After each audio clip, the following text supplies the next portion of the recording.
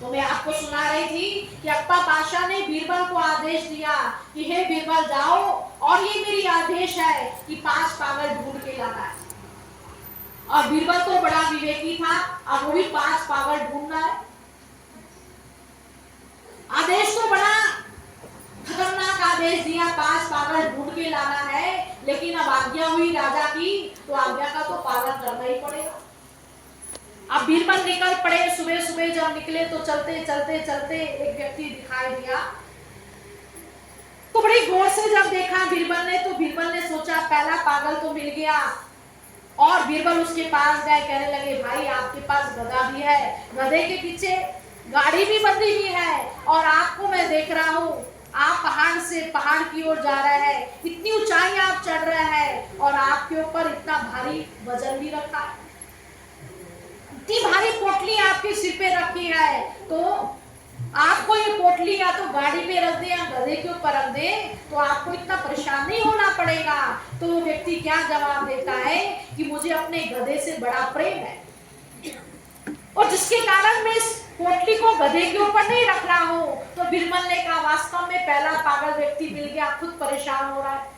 तो कहा कोई बात नहीं, आपको कल अकबर बादशाह ने याद किया है, ठीक 8 बजे आप पेश हो जाइएगा। तो राजा का आदेश है तो जाना ही पड़ेगा। चलते चलते चलते कुछ दूरी गए बीरबल, तो एक व्यक्ति और दिखाई दिया जो ऐसे चौड़े हाथ करके जा रहा था।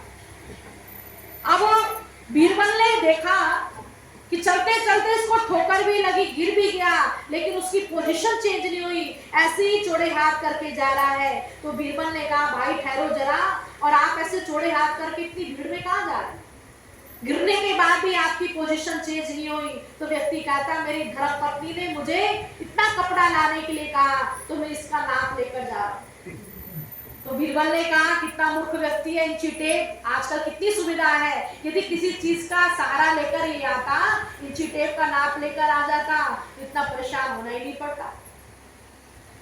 खैर कोई बात नहीं, आप छोड़िए, आप कल अकबर बादशाह के दरबार में वहां चलना, इतना नहीं थानो थान में आपको अकबर बादशाह से कपड़े दिलवाऊंगा, ठीक 8 बजे पेश हो जाएगा। बीरबल ने सोचा 2 पागल तो मिले, अब चलते चलते कुछ दूरी पे तीसरा व्यक्ति भी दिखाई दिया। क्या देखा कि वो मरकरी लाइट के नीचे कुछ ढूंढ रहा है। तो बीरबल उसके पास गया, कहने लगा भैया ये झाड़ियों में क्या ढूंढ रहे हो? तो व्यक्ति कहने लगा भाई मुझे एक बहुत बुरी आदत है, यदि मेरी उंगली में अंगूठी होती है तो उसको निकालता डालता रहता हूँ। और जो है कल मैं जंगल में गया लकड़ी को काटने के लिए, तो निकालते डालते वो जंगल में अंगूठी पता नहीं कहाँ गई, बड़ी बेशकीमती थी। और जब मैं यहाँ अपने शहर सिटी रोड लौटा, तो मैंने देखा कि मेरी उंगली में तो अंगूठी नहीं है। तो मैं भाई मैं अपनी अंगूठी को ढूंढ रहा हूँ मरकरी लाइट के नीचे। तो बीरबल कहने लगा तीसरा पागल व्यक्ति मिला कि वस्तु खोई कहीं और ढूंढ रहा है कहीं, वस्तु खोई जंगल में, आप ढूंढ रहा है मरकरी लाइट के नीचे झाड़ियों में, तो बताओ मिलेगी या नहीं मिलेगी? मिलेगी? नहीं मिलेगी। आप कह रहे नहीं मिलेगी। तो हम यहाँ अपने से 5 पागल है, अब हमें ढूंढना है कि हम कौन से पागल है।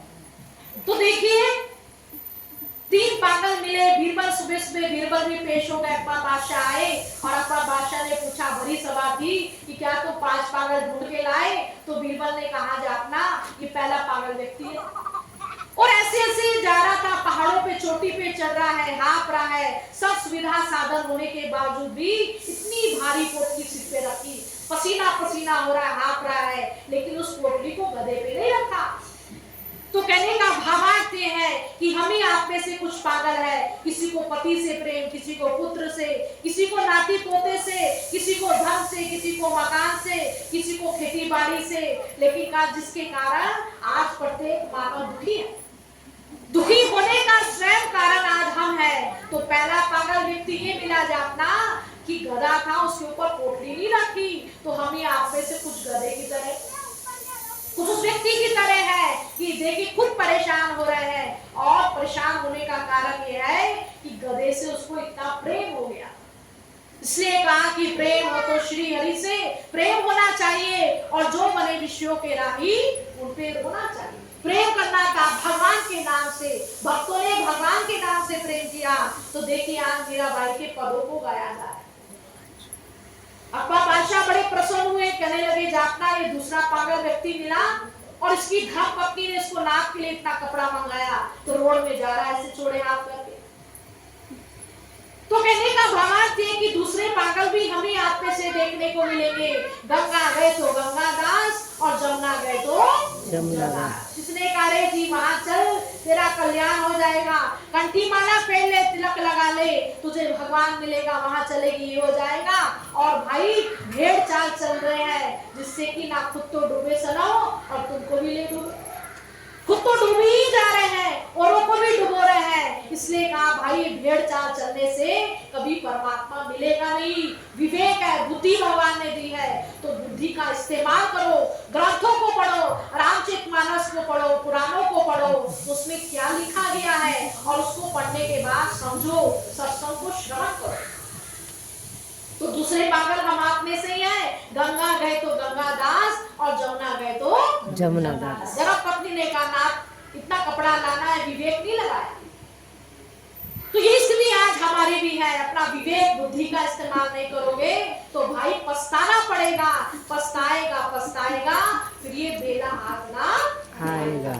कप्पा बादशाह बड़े प्रसन्न हुए, कहने लगे अब ये तीसरा पागल, तो कहने लगे जापना है तीसरा पागल है, इसको एक बहुत बुरी आदत है, यदि मूली में अंगूठी हो तो निकाल कर डालता है। ऐसे करते करते जंगल में लकड़ी को काटने गया, वहां उसकी अंगूठी खो गई और यहाँ मरकरी लाइट के नीचे आके ढूंढ रहा। तो हम ही आप में से तीसरे पागल कुछ व्यक्ति हैं कि वस्तु ढूंढ रहे हैं। अरे दूनागरी जाओगे भगवान मिलेगा, जागेश्वर जाओगे, हम खंडन नहीं कर रहे, सत्संग के बाद हमें भी दूनागरी जाना, हम भी मत्था टेकने जाना चाहिए, धार्मिक स्थल है। लेकिन कहा भाई जानने के साथ साथ उसके पीछे जो रहस्य है उसको जानो। आप दूनागरी जाएंगे, दर्शन करने जाएंगे, हाथ सीने के सामने आ जाएगा, नेत्र बंद हो जाएंगे, मूर्ति संकेत कर रही है कि भाई जिसको ढूंढने के लिए इतनी दूर आया, मैं तो तेरे अंदर छिपा बैठा, जो तिलमाही तेल है, जो चकमक में आग, और तेरा साई तुझमें जाग सके तो जाग। तो भाई बुरा मत काम मानना। आप व्रत उपवास करते हैं, हम भी करते हैं, आप कंपटीशन करके देख लीजिए। आप भी मंदिरों में जाते हैं, जितना आप नहीं जाते होंगे उससे ज्यादा हम भी जाते हैं। लेकिन भाई उसके पीछे रहस्य को जानो। गुरु बिना भाव निधता रही ना कोई, और जो विरंची शंकर सम हुई। समय का राजा, समय का डॉक्टर और समय के सदगुरु महाराज, समय का चीज महत्व दिया है। कोई प्रॉब्लम समस्या आ गई तो समय के प्रधानमंत्री राजा के पास जाओगे। शरीर में कोई रोग लग गया है, अब जो डॉक्टर कितना ही अच्छी दवाई देता हो संसार से चला गया, आपके पास उसकी तस्वीर है, आप कितना ही रोग गिड़गिड़ाओ कि आपका शुगर कम हो जाएगा, दवाई दे देंगे नहीं। समय के प्रेजेंट डॉक्टर के पास जाओगे तो आपकी समस्या का हल होगा। आप खाओगे, परहेज करोगे तो बीमारी दूर होगी। ऐसी कहा कि समय के सदगुरु महाराज त्रेता द्वापर सतयुग हर युग में भगवान गुरु रूप में आए, तो क्या कलयुग में नहीं आए होंगे? जब हर युग में आए हैं तो कलयुग में भी आए हैं। लेकिन कहा पहचानने वाली कसौटी हमारे पास है।